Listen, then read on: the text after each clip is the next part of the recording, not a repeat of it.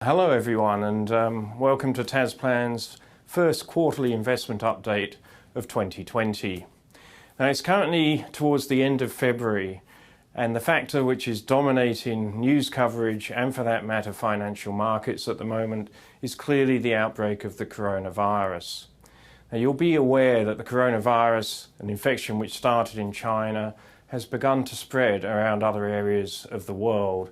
And there are clearly fears of a global pandemic, which would have enormous consequences both for human lives, but also for the global economy and therefore financial markets. And what we've seen over the last couple of weeks actually is equity markets generally giving up quite a lot of ground, as particularly the spread of the virus into Europe and into the Middle East has suggested that the likelihood of it remaining as contained as previous virus outbreaks like SARS is rather limited. So I think markets are discounting the idea this is a reasonably significant event. Unfortunately, how significant it is very, very difficult to forecast at this stage. It really depends how quickly the virus may peak, how successful the containment efforts may be, and how many other countries, particularly developed countries around the world, will actually start to have significant outbreaks of the virus. And no one knows the answers to those questions. At the moment, markets are operating on the basis that we know that there will be an economic problem for many countries in the first quarter of this year. So a significant reduction in growth, obviously in China, but also in many countries which are closely allied to China. And unfortunately, that does include Australia, where we both export an enormous amount of our products to China, our iron ore and our coal. But we also have a lot of Chinese travellers coming here, both in the tourist sector and also in the education sector, and that flow of people has clearly almost stopped at the moment given the containment efforts around the virus. So we know that this will diminish Australian growth, and in fact Australia is particularly unlucky because January was a bad month as well because of the bushfire issues, which also had a dampening effect on Australian growth. So if I take a step back at the moment and try and say, well, where will we view this by the end of this year?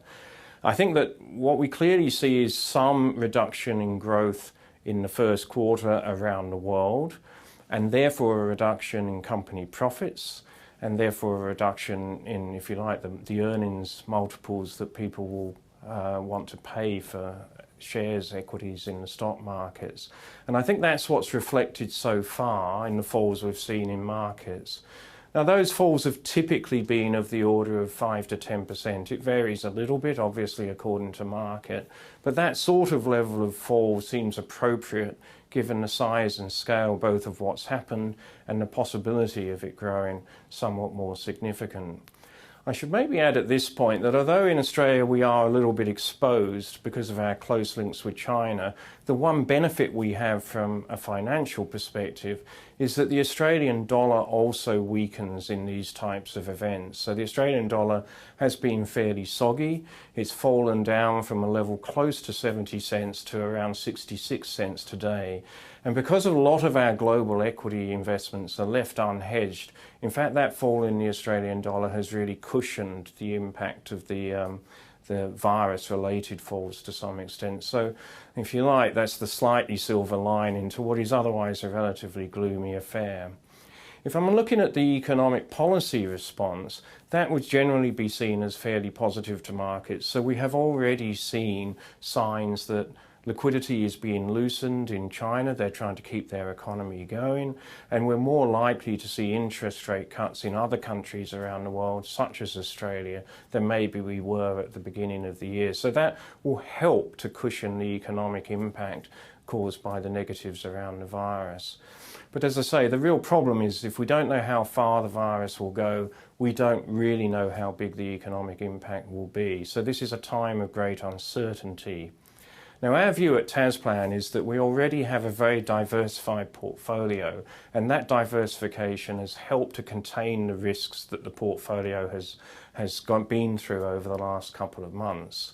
In particular, as I say, our global equities, we have a large amount of that unhedged, so the Australian dollar has helped us.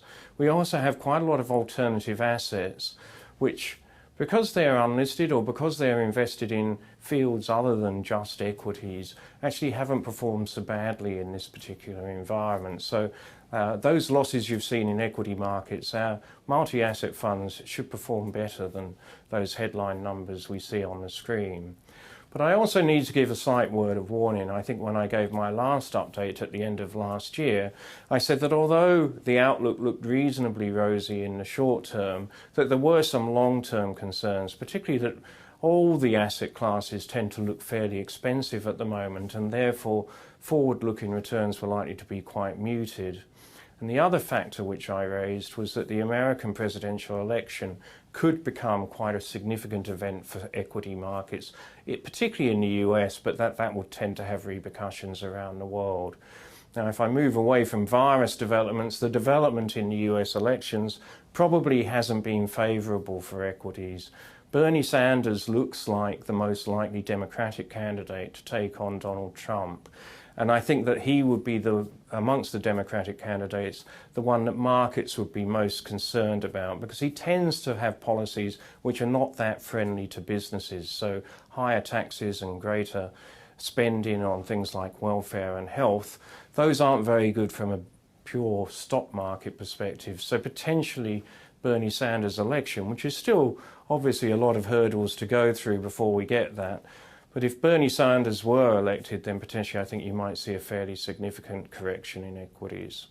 So what we're doing with the portfolio, we are maintaining, as I say, a high level of diversification, and we do have various risk hedges, if you like, in the portfolio to try and make sure it's not impacted too severely. As I say, particularly the currency, we're running a relatively high position in overseas currency exposure at the moment, and that will help things. We also, as I say, have quite diversified unlisted holdings down here in Australia in particular, and they will hopefully perform reasonably well through this period. Although I should again stress that individual investments, it really depends critically on what sector they're operating in as to how far they will go. So with that slightly gloomy start to the new year, I'll say that within the next 3 months, hopefully we will have a much clearer indication of how severe this particular coronavirus event will actually be, and hopefully things will be looking up a little bit by then. Until then, I wish you thank you, and I'll speak to you again soon.